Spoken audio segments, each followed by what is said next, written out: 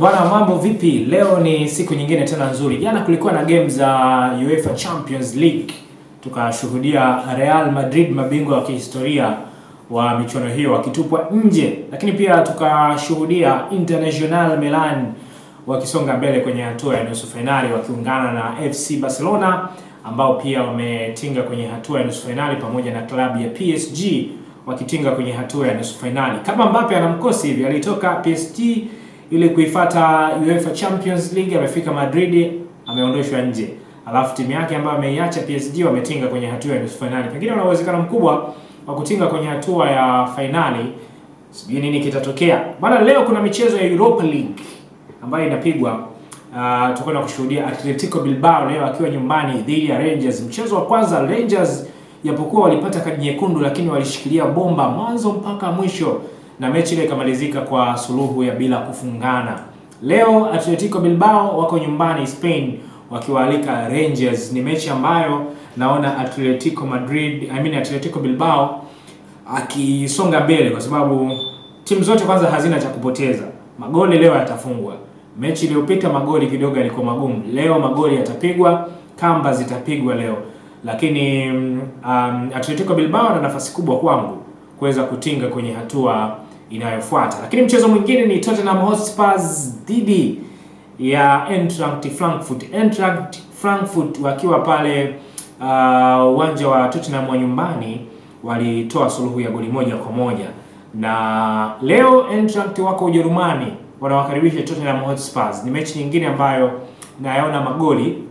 Mchezo wa kwanza ulimalizika kwa sare ya 1-1. Timu zote hazina cha kupoteza. Leo ni kamba zitapigwa, lakini naipa nafasi ndogo Tottenham ya kusonga mbele, nafasi ndogo sana, japo Eintracht Frankfurt ni moja kati ya timu nzuri, lakini zenye uwezo wa kuscore. Kwa hiyo Eintracht leo ana uwezo wa kuscore, lakini Tottenham pia wana uwezo wa kuscore. Inategemea sasa nani atakayekuwa mzuri defensive ndiye ambaye anaenda kushinda mechi ya leo. Mechi nyingine leo kwenye Europa ni Manchester United dhidi ya Olympic Lyon. Bwana, bonge moja la mechi ambalo pia litapigwa leo. Manchester United unga. Mechi iliyopita wametoka kupigwa goli 4 na Newcastle United. Na before mchezo huo, leg ya kwanza, first leg, timu hizi zilitoa suluhu ya kufungana goli 2-2. Makosa ya uzembe kabisa ya Andre Onana yakasababisha Manchester United kushindwa kutoka na ushindi. Leo wakiwa Old Trafford, Manchester United watafanya jambo sijui. Hii Manchester ni kati ya timu ambazo zimekuwa za hovyo sana, sio timu ya kutabirika. Pengine labda wanaweza wakaamua kuwekeza nguvu zote kwenye Europa League baada ya kuona kule kwenye ligi mambo kidogo yanakwenda alijojo. Lakini mchezo mwingine leo ni Lazio watakwenda kukipiga dhidi ya Bodo Glimt.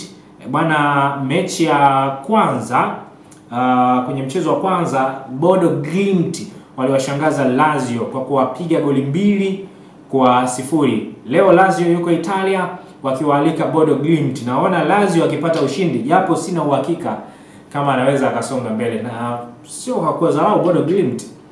Hiyo ni baadhi ya michezo ambayo itapigwa leo kwenye UEFA Europa League. Bwana, sijui wewe utampa nani, sijui hela zako utaweka wapi, mimi sijui. Nimejaribu tu kukupa dodoso za michezo ya leo ya UEFA Europa League.